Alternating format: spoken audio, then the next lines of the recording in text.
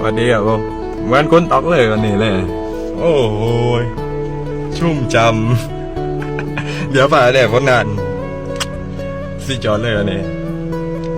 นี่ถ้ายังได้เหล็กๆพ้นไซด์ได้เลยสุดยอดจริงหรือพี่บ้าผมยอมรับเลยเดี๋ยวใจลูกต้องไปได้พี่บ้าอะไรพ้นนานอ่ะผมวันนี้ใส่ถุงมือนะ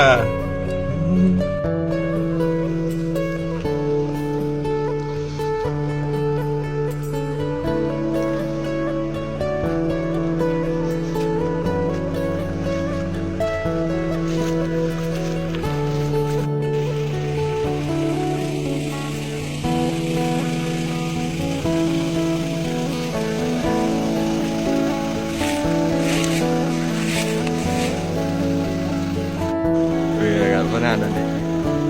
จุ่มช้ำเลยโอ้อลังการอ่ะสุดยอดเลยใส่ถุงมือแจกมือไปแล้วบอกครับ